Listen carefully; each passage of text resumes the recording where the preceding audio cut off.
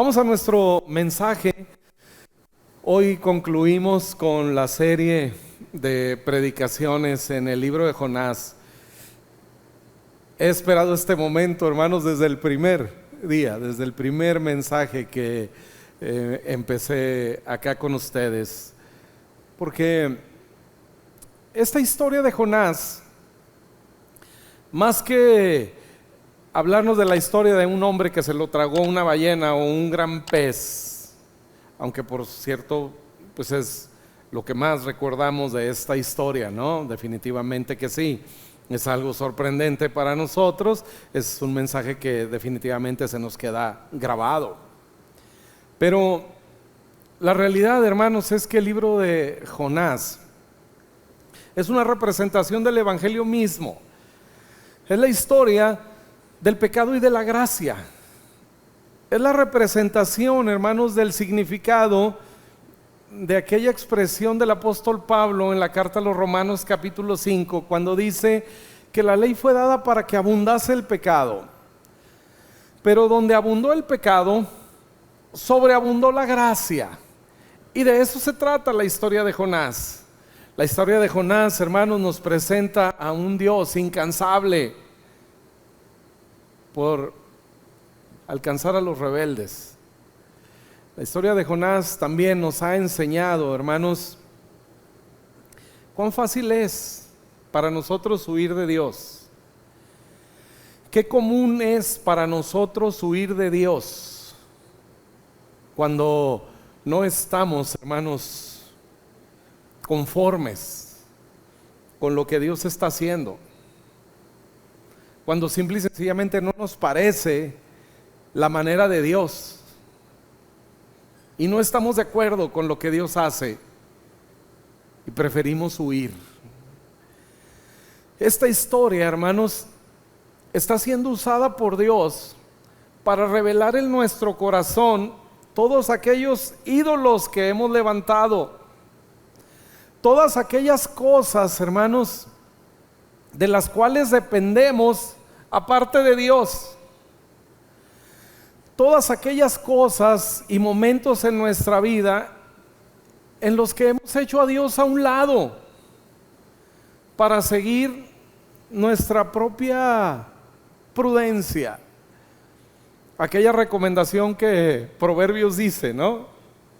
Es un consejo para la vida y dice, no te apoyes en tu propia prudencia, confía en el Señor. Pero ¿cuántas veces, hermanos, hacemos exactamente lo opuesto de ese consejo, de ese proverbio? Y nos apoyamos en nuestra propia prudencia. Esta historia, hermanos, también destruye mucho la idea que mucha gente tiene acerca de la vida cristiana, acerca de la madurez espiritual. Y todos aquellos planes y programas de discipulado que buscan que tú y yo alcancemos de alguna manera la madurez espiritual. Esta historia, hermanos, revela más cosas de ti y de mí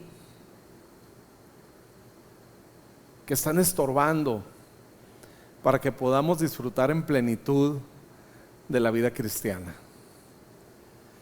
Hace tiempo, orando al Señor por la iglesia y por cada uno de nosotros, yo le pedía: Señor, la vida contigo es maravillosa.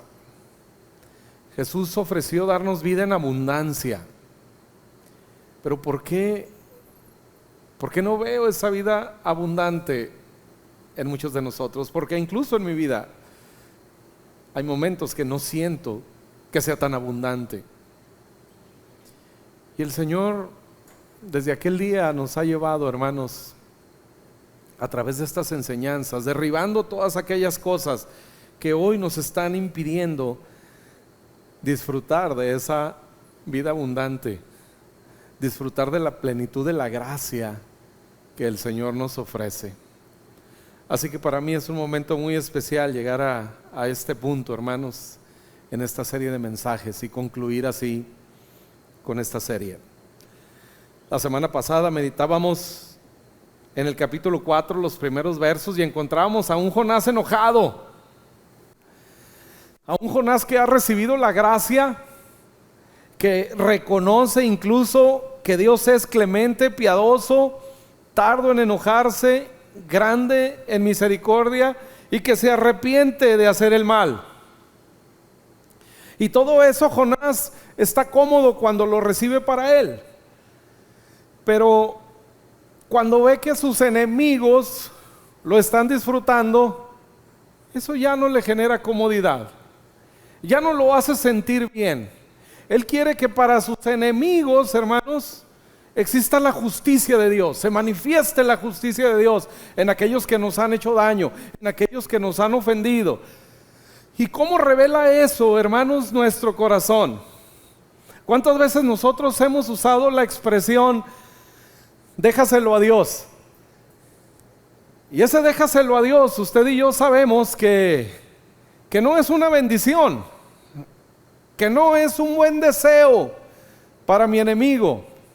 Cuando alguien me ha hecho daño, cuando alguien me ha ofendido, y yo digo, déjaselo a Dios. Lo que estoy diciendo, Señor, es justicia, fuego y azufre sobre él. No estoy esperando el déjaselo a Dios. Cuando digo eso, no estoy esperando que Dios tenga misericordia de él, que le bendiga, que le prospere, que le ayude en todas las cosas. No, no, no. Lo que estoy esperando es que se enferme, ¿sí? Que algo le pase, como dice la canción, que le dé la viruela loca y la boca se le enchueque y le caiga comezón. Realmente estoy esperando cosas así. Esa es la condición, hermanos, que revela Jonás en estos primeros versos del capítulo 4. Dice, yo sabía, por eso no quería ir cuando estaba en mi tierra, por eso me enojé cuando me mandaste a predicarles, porque yo sé que tú eres un Dios clemente, misericordioso, que te arrepientes de hacer el mal, y por eso no quería ir. Y encontramos a un Jonás, hermanos, que quiere morir. Dice en el verso 3, ahora pues, oh Jehová, te ruego que me quites la vida, pero porque mejor me es la muerte que la vida. Y Jehová le dijo, ¿haces tú bien en enojarte tanto? Hermanos, ¿qué sucede cuando en nuestra vida las cosas no van bien? Haces bien en enojarte cuando un negocio no te sale, cuando las cosas no van bien en alguno de los roles que tú tienes. Dios está revelando, hermanos, que en nuestra vida hay muchas cosas que nos dan identidad aparte de Él, y que cuando esas cosas que nos dan identidad no van bien, a veces sería mejor morir. Aún la psicología, hermanos, acepta como un parámetro normal que la gente desee morir. Es normal. De hecho, los estudiosos de todo esto dicen que todas las personas, por lo menos 3 veces en nuestra vida, hemos deseado la muerte. Algunos bloqueamos esos pensamientos. Pero ¿cuántas veces, hermanos, porque las cosas no han ido bien en aquello que nos da identidad, preferíamos morir? Como dice Jonás aquí, mejor me sería la muerte que la vida. A veces desde muy pequeños. Recuerdo una ocasión, voy a revelar algo aquí de mi hijo. Lo dejamos en casa de mi suegra. Mi esposa y yo teníamos un compromiso al que no podíamos llevarlo, y fuimos y lo llevamos ahí con mi suegra, y cuando él ya se da cuenta, siendo apenas un niño, y se da cuenta de que se va a quedar ahí, que no nos puede acompañar, y dice, no, yo quiero ir, y le dice su mamá, no puedes ir, hijo, te vas a quedar aquí, y así muy dramático se tira en un sillón y dice, mejor me muero. Siendo un pequeño, ¿no? Porque en nuestra conciencia, hermanos, cuando las cosas no van bien, preferíamos mejor la muerte. Todos de alguna manera hemos escrito, al menos en el pensamiento, algún mensaje póstumo.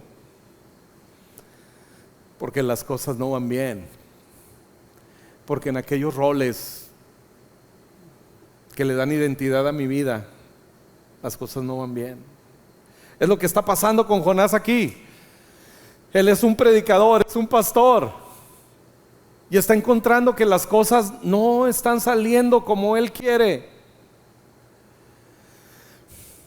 En nuestros roles somos padres, esposos, hijos, hermanos, en el vínculo familiar. Hacia afuera somos médicos, ingenieros, contadores, pastores. Yo soy todo eso: padre, esposo, hijo, hermano, pastor, contador. Y yo quisiera decir que soy el mejor en todos esos roles, pero la verdad es que no.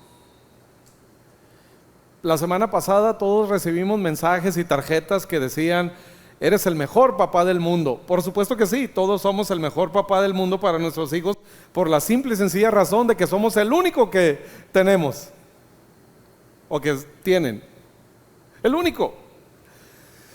Así que tienen razón al decir nuestros hijos: eres el mejor papá del mundo. Pero tú y yo sabemos que no lo somos. Tú y yo sabemos cuántas veces hemos defraudado, hemos decepcionado a nuestros hijos. Cuántas veces los abandonamos cuando nos necesitaron y estábamos en cualquier otro lugar. Soy esposo, y cuántas veces he fallado. No soy el mejor esposo. Hijo, y cuántas veces he ofendido a mis padres. Cuántas veces no he sido el hijo que mi mamá dice que soy. Aquí está mi mamá, ella dirá: es el mejor hijo del mundo junto con los demás que tiene, ¿no? Sí, para ella somos, pero en realidad su corazón le dice que sí, pero su pensamiento, su cabeza sabe que no soy perfecto. Sabe cuánto me he equivocado, pero más de lo que ella sabe, lo sé yo. Quisiera decir que soy un buen pastor, pero ustedes saben que no lo soy. Y yo mismo sé que no lo soy. Y hay momentos, hermanos, cuando todo eso que me da identidad se empieza a caer a pedazos,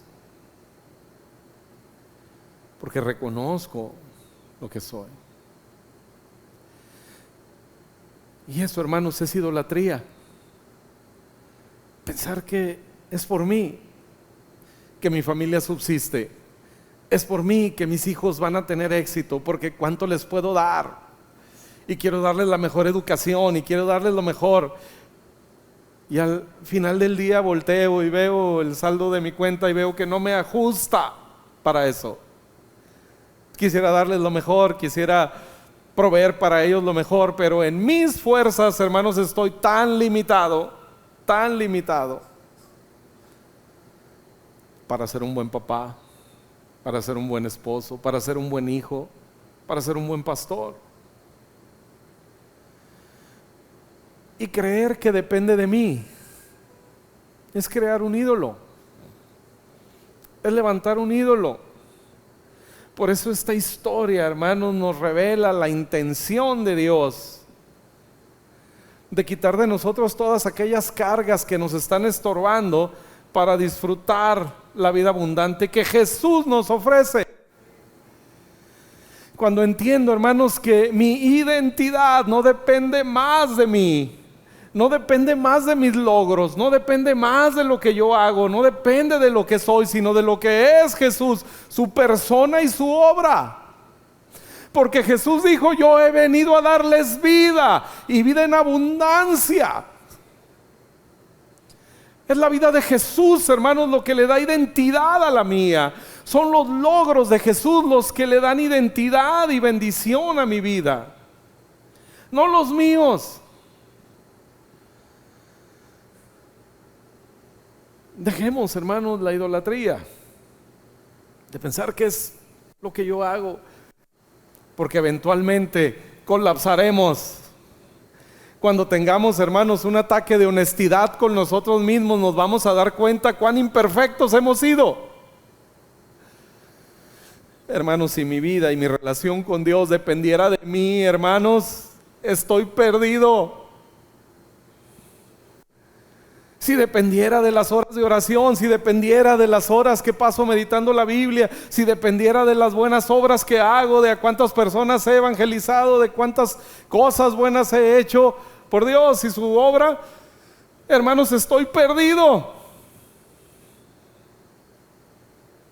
Si mi relación con Dios dependiera de mí, hermanos, estaría tan lejos como está el oriente del poniente. Así de lejos. Pero ahora mi identidad, hermanos, está en Cristo. En el libro de los Hechos, en el capítulo 17, por allá del verso 28, dice que ahora nosotros, hermanos, en Jesús, en Él vivimos, en Él nos movemos, en Él somos. Y en esta historia, hermanos, encontramos a un hombre, Jonás, después de que el Señor le ha dicho: ¿haces bien en depender de esto? ¿Haces bien en enojarte tanto porque las cosas no te salieron bien? Enseguida dice la historia, verso 5 de capítulo 4 de Jonás: y salió Jonás de la ciudad y acampó hacia el oriente de la ciudad, y se hizo allí una enramada y se sentó debajo de ella a la sombra hasta ver qué acontecería en la ciudad. Fíjense bien, este pastor ha ido a predicar a Nínive 40 días. En 40 días Jehová destruirá Nínive. Y entonces se va enojado, se sube a un monte, hermanos, afuera de la ciudad, afuera de Nínive, pone una banca y se sienta a esperar. ¿Qué está esperando? La justicia de Dios. Él está esperando, hermanos, que descienda sobre ellos fuego y azufre. Seguramente con la referencia que tiene de Sodoma y Gomorra, él dice: estos son peores que Sodoma y Gomorra. Y tenía razón, sí lo eran. Así que él está esperando, hermanos, que descienda de los cielos fuego y azufre y el Señor consuma toda la ciudad completa de Nínive. Eso es lo que él espera. Él sigue confiando en un acto de la justicia de Dios. Y está ahí sentado sobre aquel monte, y no pierda de vista, hermanos, esta escena, porque esta escena nos lleva a la conclusión de esta historia. Un hombre sentado en un monte esperando la condenación.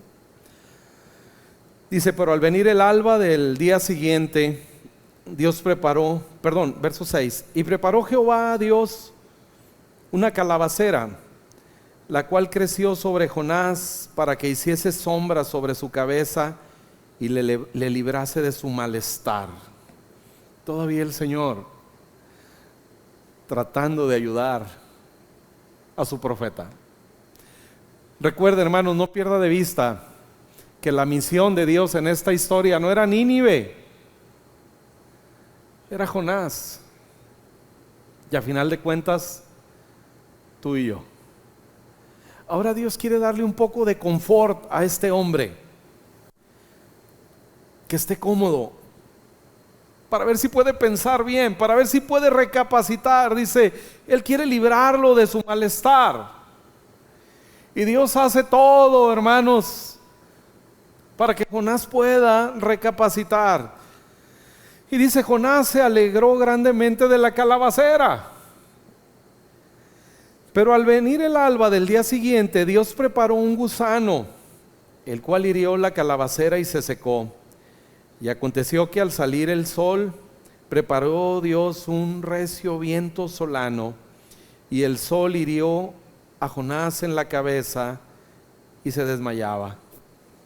Y deseaba la muerte, diciendo: Mejor sería para mí la muerte que la vida.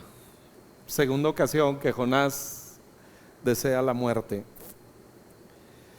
Entonces Dios dijo a Jonás: ¿tanto te enojas por la calabacera? Y él respondió: mucho me enojo, mucho hasta la muerte. ¿Qué manera de responder a Dios? Mucho me enojo, Señor, porque no sucedieron las cosas, porque no me dieron el empleo, porque no me dieron el aumento, porque no se hizo esta operación, porque no aquello, porque no lo otro, porque esto, por aquello. Mucho, Señor, me enojo hasta la muerte, ya no quiero nada más. Y nos pasa en todo.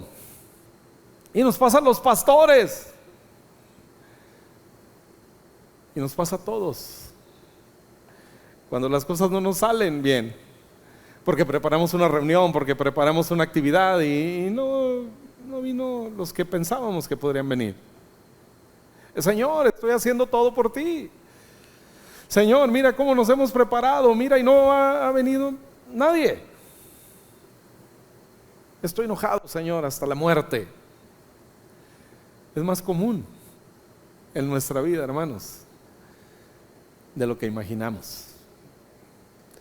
Aunque a veces por temor no nos atrevamos a hablarlo y a decirlo, pero lo sentimos en el corazón. Mucho me enojo hasta la muerte. Y dijo Jehová: ¿tuviste tú lástima de la calabacera en la cual no trabajaste ni la hiciste crecer, que en un espacio de la noche nació y en espacio de otra noche pereció? ¿Cuántas cosas en nuestra vida, hermanos, han pasado y nos sentimos tristes porque ya no las tenemos? Mientras nuestra identidad siga siendo, hermanos, lo que tenemos y lo que hacemos, viviremos en una angustia constante. Mantendremos siempre una ansiedad, una preocupación. Jesús contó una historia. Algunos dicen que es una parábola, en realidad es una historia verídica. El rico y Lázaro, ¿sí? Hay un nombre, son personajes que la comunidad a la que Jesús se dirige esta historia conocían. Dice que el rico vivía en un palacio y hacía fiesta todos los días y sus amigos estaban con él y era un hombre muy próspero, ¿sí? Lázaro, en cambio, era un mendigo que estaba a las puertas de la casa, del palacio de ese hombre rico.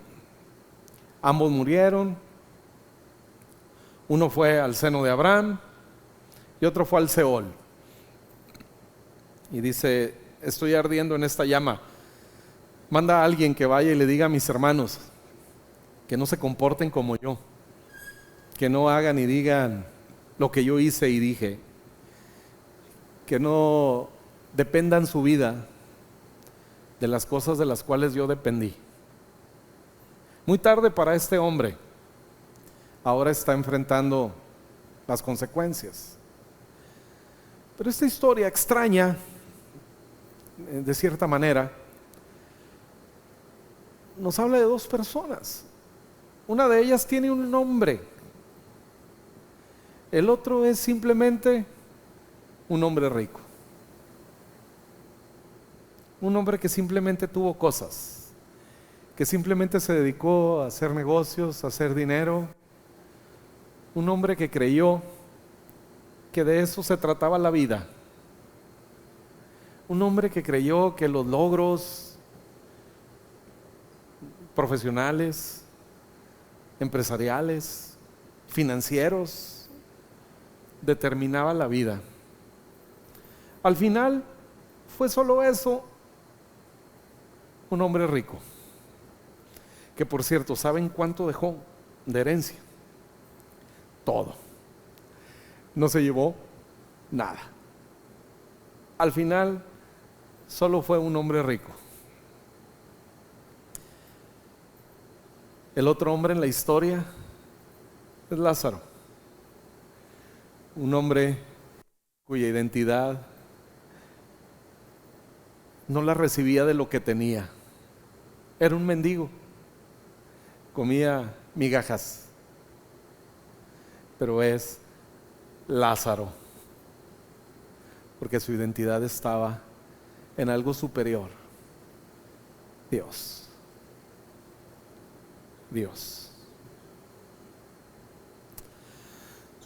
La vida cristiana, hermanos, muchos hablan de la madurez de la vida cristiana como aquel hombre y aquella mujer que somos cada vez más fieles al Señor, que somos cada vez más santos, más apartados del mal. Cuando dice Pablo en Corintios 5, de modo que si alguno está en Cristo, nueva criatura es, las cosas viejas pasaron y aquí todas son hechas nuevas. El pensamiento religioso, hermanos, interpreta esto desde la perspectiva del comportamiento. Y las cosas viejas que pasaron, pues dicen, bueno, si antes el que fumaba, pues no fume más. El que tomaba, no tome más. El que decía palabrotas, no diga más palabrotas. El que hacía esto y aquello y todas aquellas cosas malas de nuestro comportamiento han pasado, ahora todas son hechas nuevas. Pero no está hablando de eso. Las cosas que hacemos y nuestro comportamiento, hermanos, es resultado de las cosas nuevas que tenemos. No son las cosas nuevas per se. Las cosas viejas que pasaron, hermanos, es que éramos esclavos, es que éramos huérfanos, es que estábamos muertos en nuestros delitos y pecados. Todas esas cosas pasaron, todas esas cosas viejas pasaron y aquí ahora todas son hechas nuevas. Es decir, ya no somos esclavos, somos libres del pecado y de la muerte. Ya no somos huérfanos, ahora somos hijos de Dios, como dice Hechos 17:28, ahora somos linaje de Dios. Así que ya no somos más huérfanos, somos hijos. Las cosas viejas que pasaron es que estábamos muertos en nuestros delitos y pecados, hermanos, y ahora hemos sido justificados. Éramos culpables, éramos reos de muerte. Y ahora, hermanos, tenemos vida eterna en Cristo. Las cosas viejas que pasaron es que éramos eternamente enemigos de Dios. Mas ahora, hermanos, por la reconciliación de Jesucristo en la cruz a nuestro favor, ahora, hermanos, somos hijos de Dios. Y nada ni nadie lo puede cambiar. El comportamiento, el cambio de comportamiento, hermanos, viene después. Los deseos de orar, las ganas de congregarnos, de ser parte de la iglesia, de servir, de ministrar, de compartir, de disfrutar los dones que el Señor nos ha dado para su iglesia, viene después. Es el fruto de las cosas nuevas en las que nosotros andamos ahora. Aquellas buenas obras que dice el mismo Pablo en Efesios capítulo 2, Dios preparó de antemano para que nosotros anduviésemos en ellas. Hermanos, la madurez cristiana no es cuán fiel soy al Señor, sino reconocer cuán fiel es el Señor. ¿Sabe? Tal vez todos esperábamos que esta historia terminara con un final telenovelesco, ¿sí? ¿Cómo empieza el pobre, verdad? La mujer pobre ahí, menospreciada y no sé qué, y termina siendo la dueña de la casa, ¿no? Finales de telenovela. Todos pensaríamos, hermanos, que el final de esta historia nos presentaría a un Jonás arrepentido, ¿no? A un Jonás que finalmente se rinde y dice: Dios, tienes razón, perdóname, Dios, qué egoísta he sido. Dios, qué feo profeta he sido, perdóname. Todos pensaríamos, hermanos, que esta historia terminara con Jonás abriendo un campus allá en Nínive, ¿no? Oye, ya se arrepintieron, vamos a abrir allá una célula en la casa de alguien. Pensaríamos que ese sería el final adecuado para esta historia, ¿no?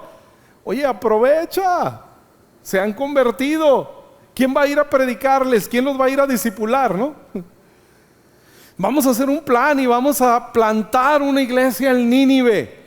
Porque ahora Jonás, que antes estaba enojado, que esperaba la ira de Dios descendiera sobre aquel pueblo, ahora se ha arrepentido y ahora quiere ir y ser el pastor en aquel lugar. Ahora quiere abrir una iglesia para predicar el evangelio de Jesucristo. Ese sería para nosotros, hermanos, el final ideal.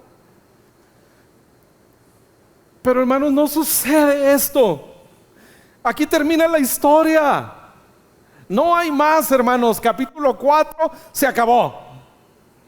Y termina diciendo esto. Dios le dice: oye, Jonás, ¿tuviste tu lástima de la calabacera? ¿No tendré yo piedad de Nínive, aquella gran ciudad donde hay más de 120,000 personas que no saben discernir entre su mano derecha y su mano izquierda, y muchos animales? Punto. No hay más. ¿Dónde quedó Jonás? Esta historia parece muy extraña. Esta historia, hermanos, nos presenta a un hombre que alcanzó la madurez. Pero si usted esperaba que Jonás empezó enojado y después la sombra y todo aquello y se arrepintió y ahora era un hombre feliz, no lo va a encontrar. De hecho, ¿sabe qué, hermanos?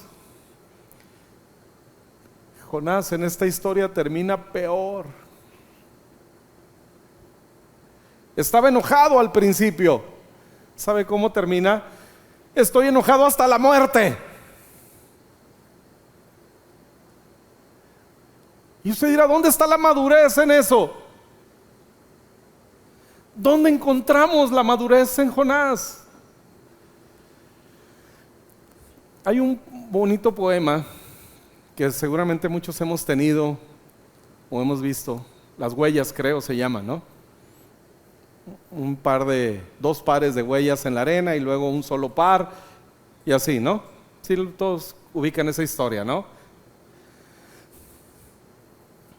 De hecho, uno de los libros, el libro más leído después del Evangelio de Juan entre el pueblo cristiano, hermanos, es un libro de Juan Bunyan llamado El progreso del peregrino, que habla de esas etapas de crecimiento en la vida del cristiano. Lo que todos pensaríamos que es la vida cristiana, un proceso que nos lleva a ser mejores personas. Pero lo que encontramos aquí, hermanos, es un hombre que está peor de enojado. Esa historia de ese poema, bueno, dice que al ver la historia de su vida reflejada en una caminata sobre la arena, dice: oye, ¿por qué en los días más difíciles, en las etapas más difíciles de mi vida, hay un solo par de huellas? ¿Por qué me abandonaste, no? Y el Señor le dice: no, tranquilo, esas huellas son mías. Cuando tú estabas en problemas difíciles y eso, yo te llevaba cargado. Y qué bonito, ¿no? Qué maravilloso es eso. Pero no hay tal, hermanos. Algunos que tienen la idea de que Dios es mi copiloto, ¿no? Algunos han puesto esos stickers en su coche, ¿no? Dios es mi copiloto. Qué soberbia, ¿no? Es como la idea de llevar a Dios ahí: Dios, atácalo, mira, ¿no? Yo soy el piloto de mi vida, Él es mi copiloto. No hay tal, hermanos. Por lo menos en la historia de mi vida hay un solo par de huellas, y son las de Él. Jamás he podido caminar solo. La verdad es que una mejor representación de mi vida en una caminata sobre el mar sobre la arena sería la huella que dejarían mis pies arrastrándose, porque ha sido el Señor conmigo. Porque cuando yo no he querido estar con Él, porque cuantas veces he huido de Él, hermanos, Él ha ido por mí. Y a veces me ha traído literalmente a rastras, porque no he querido. ¿Dónde encontramos la madurez de Jonás? La mayoría de los teólogos reconocen a Jonás como el autor de este libro. Si yo hiciera una biografía de mí, hermanos, mi autobiografía, yo pondría las cosas que yo consideraría mejores. Yo quisiera aparentar ser un buen pastor. En mi autobiografía yo diría, bueno, pues llegué a la iglesia de Benecer y eran 4 personas y al último ahora somos 4 campus, 4 sedes de la iglesia, ¿no? Qué bonito, ¿no? Y quisiera decir, sí, pues hemos bautizado más de 1000 personas. Pero hay partes oscuras en mi autobiografía que yo no quisiera, que yo no pondría, aunque ustedes las conocen. Muchos de ustedes las conocen, pero en mi autobiografía yo no las pondría. Quisiera poner que he sido un buen esposo, un buen padre, un buen hijo. Y aunque he hecho muchas cosas que ciertamente podrían tener una palomita, ¿no? Pero también hay partes oscuras. Y Jonás, hermanos, nos cuenta solamente esta parte de su historia, de su vida. No sabemos nada más de Jonás. No escuchamos sus historias de éxito. Cuando fue y predicó al pueblo y hubo un gran avivamiento. Cuando logró convencer al pueblo de que se volvieran a Jehová. No encontramos esa historia. Jonás, hermanos, nos cuenta lo peor de su vida. Aquello que les dije al principio, Jonás no nos va a demostrar, no nos va a enseñar nada bueno que hacer, nada digno de imitar, hasta el final de la historia.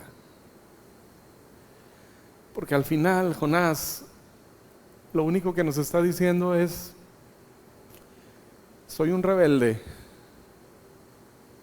alcanzado por la misericordia de Dios. Jonás no nos dice: fui un hombre fiel. Jonás dice: Dios es fiel. Jonás no dice: hice tantas cosas. Jonás dice: Dios ha hecho todo por mí. La madurez, hermanos, espiritual, la madurez espiritual se alcanza cuando reconocemos nuestra incapacidad.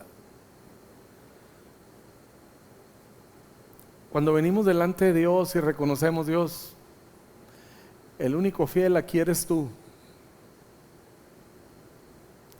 solo tú. En la historia de mi vida, Dios, lo único que vale la pena contar es tu intervención en mi vida. Es que cuando yo no pude,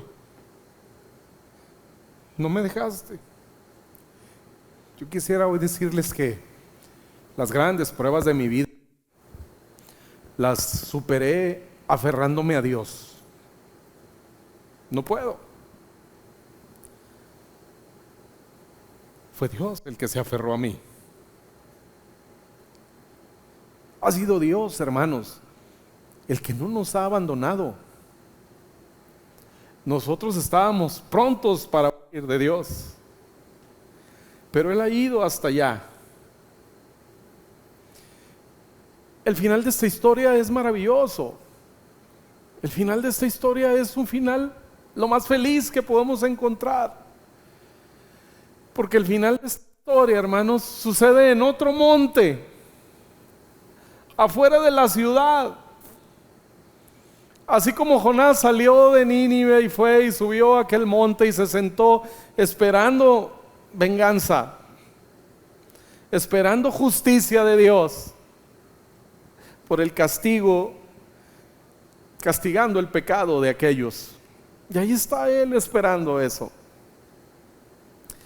Esta historia termina en otro monte con un hombre saliendo de la ciudad.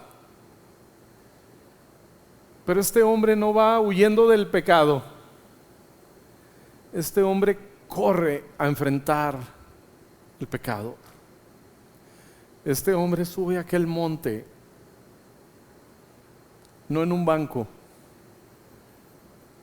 sino en una cruz. Casi 900 años después, el más grande Jonás subió a aquel monte, hermanos, para derramar misericordia, para derramar de su gracia y de su favor a hombres y mujeres que simple y sencillamente solos no podemos. No podemos. Yo no puedo ser el esposo, el padre, el pastor, el contador que yo quisiera en mis fuerzas. Eventualmente voy a fallar. Pero Dios sí puede. No es más en mis fuerzas. No es por cuánta fe he tenido en Dios, porque me he aferrado a Él. No es eso, hermanos. Soy tan débil. Es Dios. Es Dios que no me ha desechado, cuando cualquiera me debería de haber desechado, cuando realmente no deberíamos de tener nada de lo que hoy tenemos, hermanos. Pero ha sido la gracia de Dios, ha sido el favor de Dios lo que nos sostiene. Solo su misericordia, hermanos. Así que Jesús va a esa cruz, y en esa cruz toma todos tus pecados y los míos y los lleva en sí mismo, y no se sienta bajo la sombra de una calabacera, sino que se expone, hermanos, con tu pecado y mi pecado, a la ira de Dios que merecíamos tú y yo. El profeta Isaías dice: busqué un hombre que hiciese vallado, que se pusiera entre Dios y el pueblo. Jesús es ese hombre que hizo vallado, que se puso entre Dios y nosotros, hermanos, para que la ira de Dios que correspondía a ti y a mí cayera sobre Él, para que su fidelidad cubriera nuestra infidelidad, para que su perfección, hermanos, cubriera nuestra imperfección. Y cuando yo llego a ese punto de la verdadera madurez espiritual, no donde nada me puede tumbar, no donde puedo envalentonarme y decirle al mundo y a Satanás lo que sea, no, échale todas las tentaciones que quieras, no voy a caer jamás. No, hermanos, no es esa la verdadera madurez espiritual, porque es para nosotros imposible. De hecho, en el punto en el que usted diga yo puedo todo, ya está pecando de soberbia. No, hermano, la verdadera madurez se alcanza cuanto más cerca estamos de Dios y nos damos cuenta cuán fiel es Él, cuán perfecto es Él, y puedo reconocer delante de Dios que no es por mí, y simple y sencillamente descanso en su gracia. Por eso el Evangelio, hermanos, atenta contra la estructura de la religión, que pide de nosotros hacer, que pide de nosotros dar, usando pasajes fuera de contexto, para exigirnos nuestro mayor esfuerzo, para al final darnos cuenta que no podemos, hermanos. Siempre seremos Ananías y Zafiras, que sustraemos un poco de lo que Dios nos ha dado y no terminamos siendo perfectamente fieles y honestos a Dios. Siempre, de una o de otra manera, no solo con el dinero, de muchas maneras, hermanos, que no le damos a Dios lo que según la religión le deberíamos de dar. Esa es nuestra realidad y eso es lo que nos habla el libro y la historia de Jonás. Que nosotros no podemos, hermanos, pero Dios en su misericordia. Yo quiero ser un buen esposo, quiero ser un buen padre, quiero ser un buen pastor, por supuesto que sí. La única esperanza, la única posibilidad que tengo, hermanos, de lograrlo es Jesús. Es descansar en Él. Es que Él lo haga a través de mí. Él es, hermanos, nuestra esperanza. Inclinen su rostro, por favor, cierren sus ojos. Y si usted, como Jonás, como yo, y como muchos otros aquí, hoy podemos reconocer que Él es el único fiel.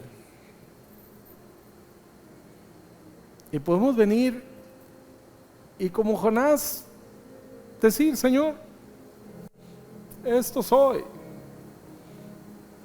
He fallado, pero no quiero fallar más. No quiero ser más el esposo que soy, el padre que soy, el hijo que soy, el empresario que soy. Sé que hay algo mejor. Y aunque he luchado, no he podido, Señor. Pero hoy sé que tú permaneces fiel. Hoy quiero, Señor, descansar en ti. Sin máscaras, Dios, puedo venir delante de ti y contar esta parte de mi historia, la parte que Jonás me representa. Aquellas veces, Dios, que no he estado conforme con tus decisiones. Aquellas veces que he renegado, Señor, que te he reclamado. Aquellas veces, Dios, que he renunciado, que he querido dejar todo, Dios, aún la vida misma. Mas gracias, Dios, por tu misericordia. Gracias por tu fidelidad. Gracias, porque en la historia de mi vida solo quedarían tus huellas, llevándome cargado de principio a fin. Gracias por aquel que salió de la ciudad y subió a aquel monte y no trajo justicia ni venganza, sino gracia y amor. Hoy déjanos vivir y descansar, Señor, en la obra de Jesús, en la obra redentora de Jesús a nuestro favor. Y sí, Señor, haz de nosotros los mejores padres que nuestros hijos necesitan, los mejores esposos, las mejores esposas, los mejores hijos, los mejores cristianos, Dios, ministros, pastores, servidores. Hazlo tú, Señor. Haz de nosotros hombres y mujeres generosos, que reconocemos, Dios, que todo viene de ti y que no queremos llegar al final de nuestra vida siendo solamente un hombre rico, sino aquellos, Dios,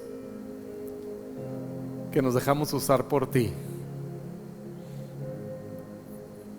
y que, Señor, nos usaste para impactar el mundo. A ti, Señor, sea la honra, la gloria y el honor desde ahora y para siempre. En el nombre de Jesús. Amén.